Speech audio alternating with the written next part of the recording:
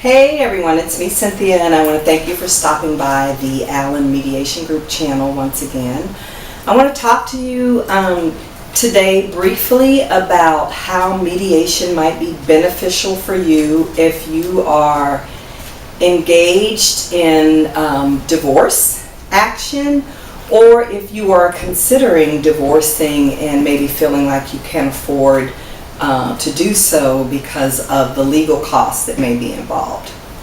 So in comparison mediation to the traditional route of litigation as it relates to a divorce, typically you're going to have to pay any divorce attorney a certain retainer fee up front, and probably is going to be somewhere, I'm sure, around $2,000 or more, depending upon the attorney and how much stuff there is to fight over.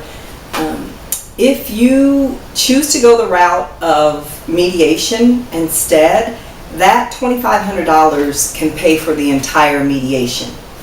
What typically happens in mediation is that both sides agree that mediation is the better route. Mediator is selected, and each side pays for that mediation.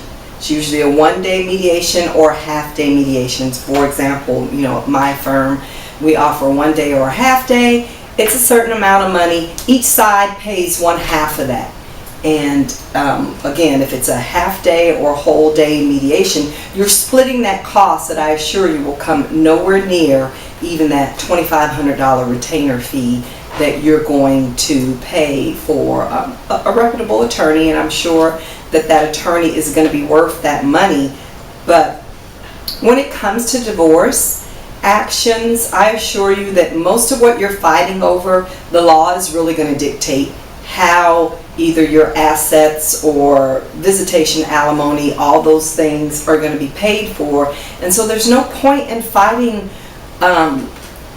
with each other, because I am someone who has been divorced, and I understand. I was divorced. I was married for 23 years.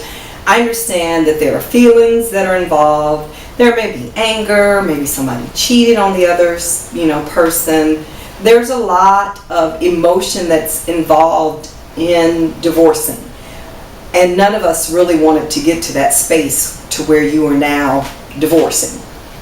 But at the end of the day, the stuff that you're fighting over, the law is going to determine exactly how it's going to be allocated. For example, if there are pensions to fight over, if you have a 401k and he has a 401k, the law says he's going to get this or she's going to get that amount. There could be some bargaining and offset, but you shouldn't let an attorney fight for you with that, because at the end of the day, the law is going to determine how that's going to go. If you choose to go the mediation route, then you can be creative. You can say, listen, dear, or whatever other term you want to call each other at this point, you keep yours, I keep mine. Or mine is worth more than yours. How about you keep yours and I keep mine, but I give you this little chunk. Instead of allowing the law to decide, for example, a military man that's been married to a woman, 10, 20 years of his career, she's maybe entitled to half, depending upon the state where you're divorcing. Reasonable people can decide that I don't want half. My ex-husband was a military man. I was entitled to half. I didn't think that was reasonable. I felt that, I didn't put those boots on every day. I wasn't the one going out doing his job. I waived my right to that half of that retirement pension because I like to think that I'm reasonable. So you can be creative when you are engaged in mediation. Visitation schedules. Parents fight over that all the time.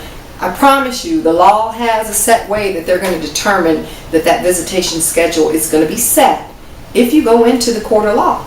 Through mediation, you have the opportunity to be creative. There are a lot of innovative things that are going on, something called nesting, where it might not be right for everybody, but perhaps for you, it would be okay that, let's say, one spouse and the children stay in the home, the marital home.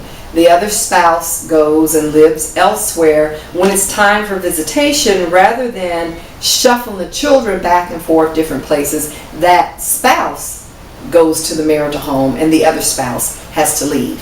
Now, it's not going to work for everybody. It sounds crazy, but it might work for some people. And I promise you, people are doing that. Alimony, again, if you have a spouse who hasn't worked in many years and you earn a considerable amount of money, the law is going to give her alimony. Most states, it's a done deal. You go into the court, the judge is going to decide. In mediation, you can be creative. Maybe it was her choice or his choice not to work. Maybe that spouse has a law degree or is an accountant by degree, or has a way to earn income that it would very much be hurtful to you, that other spouse, to have to pay a lot of money in alimony, and maybe it's just simply not deserving. But I promise you, the law is going to dictate how much that person is going to get. You can be creative if you have a reasonable, soon to be ex. Like, let's talk about it. Most people who are divorcing, at a certain point you realize it doesn't make sense to fight over these things. Let's figure it out. Let's be reasonable beforehand instead of paying an attorney, and each side will have attorneys and each side will be racking up attorney fees, and one side typically is going to request that the other side pay those attorneys fees. The fact of the matter is, people sometimes just fall out of love. It doesn't have to be so ugly when you're trying to navigate these waters and separate your assets and untangle. I mean, there are ways that you can be creative and it can turn out to be a win-win for everybody. And mediation is not for everybody. Some people like to fight, and if that's what you want to do and you want to spend your money with attorneys, then by all means do that. But if you are reasonable, if your soon-to-be ex is reasonable, and not even reasonable, but just smart, because you can have a say-so in how everything is going to play out. Otherwise, you're going to go into a court where the law is going to decide when it comes to visitation. Maybe Christmas is more important to you, and your soon-to-be ex could care less about Christmas. You can set your visitation schedule. You can decide what it's going to be instead of the typical, every other weekend, rotating Christmas this year with one, Christmas next year with the other. It doesn't have to be that way. There are solutions where you can be creative, and those solutions can be worked out through the mediation process without racking up a lot of billable hours, a few $1,000s. You can be divorced, happily on your way, or the documents set up, submitted to the courts, get on with the rest of your life the way that you truly want to. So I want to thank you once again for stopping by the Allen Mediation Group channel. If you are considering divorce, if you have, or you find yourself involved in any type of dispute, please visit my website, allenmediationgroup.com, fill out a consult form, and someone will get back to you, and we can see how our firm might be able to assist you in resolving your dispute. Until then, I want to thank you for stopping by, and I will see you next time. Bye.